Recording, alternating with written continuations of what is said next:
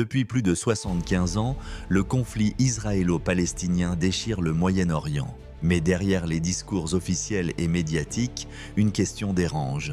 S'agit-il vraiment d'un conflit entre deux camps ou d'un projet colonial soutenu par les grandes puissances occidentales? Aujourd'hui, on décrypte ensemble une analyse percutante qui remet en cause la vision dominante et interroge le rôle réel de l'Occident dans cette guerre.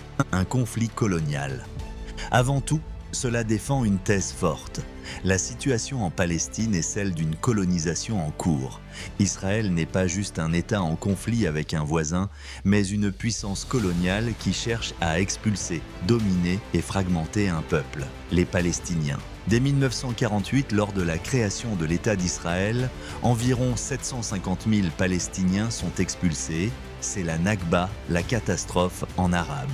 Puis en 1967, lors de la guerre des 6 jours, Israël prend le contrôle de Jérusalem-Est, de Gaza et de la Cisjordanie, territoire toujours considéré comme occupé illégalement par l'ONU.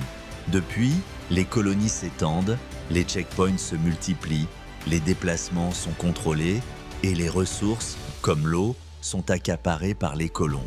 L'objectif semble clair: rendre impossible la création d'un État palestinien viable. Le rôle de l'Occident. Mais alors, pourquoi ce projet colonial ne suscite-t-il pas de réaction ferme? Parce que l'Occident, et en particulier les États-Unis, la France et l'Union européenne, sont complices ou passifs.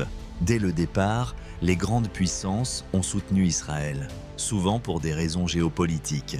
En 1917, la déclaration Balfour promet un foyer juif en Palestine, alors sous domination britannique, sans consulter les habitants. Après la Shoah, les pays européens ont soutenu la création d'Israël pour soulager leurs propres responsabilités historiques, sans se soucier des Palestiniens. Aujourd'hui, les États-Unis envoient plus de 3 milliards de dollars par an d'aide militaire à Israël. Même la France, qui avait qui avait pris ses distances à l'époque du général de Gaulle, est revenue à un soutien presque total, que ce soit sous Sarkozy, Hollande ou Macron. Le démocratic washing.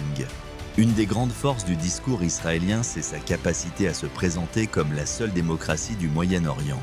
Mais ce discours cache une réalité brutale. La démocratie pour certains, l'occupation pour d'autres. C'est ce que s'appelle le democratic washing, un usage stratégique des droits humains, par exemple les droits des femmes ou des personnes LGBT, pour justifier la colonisation et décrédibiliser les Palestiniens. Le message est « Regardez, chez nous les femmes votent, chez eux ce sont des barbares ». Mais cette démocratie ne s'applique pas aux 5 millions de Palestiniens vivant sous contrôle israélien.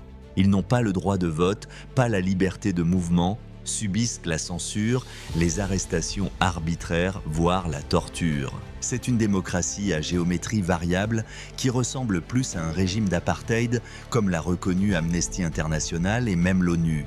L'impunité internationale.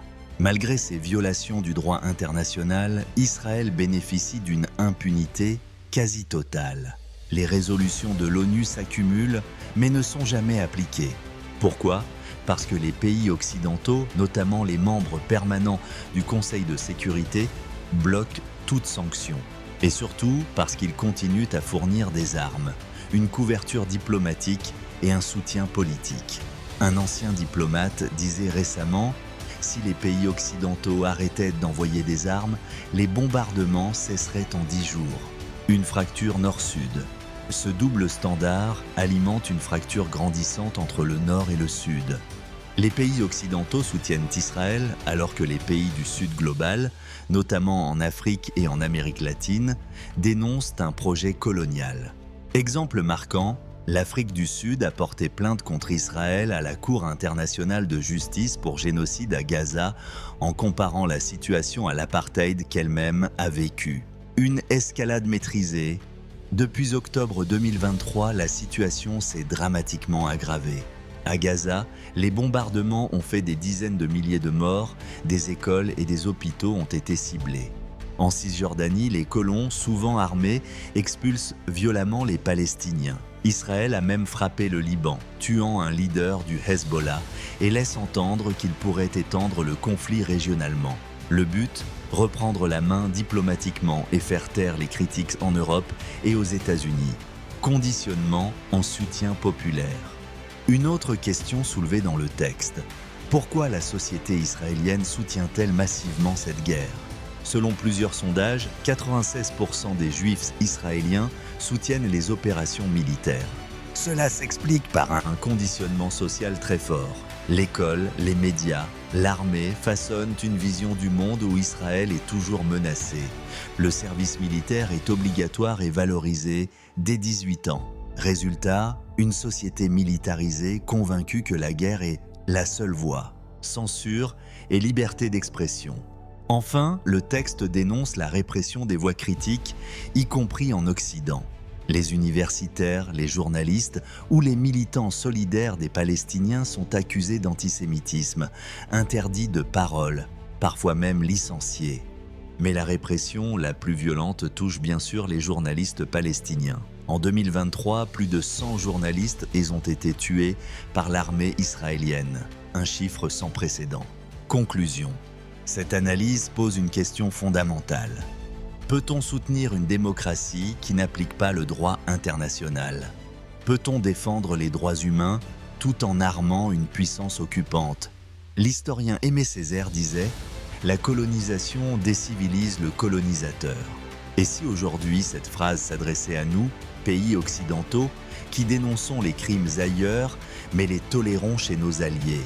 À méditer.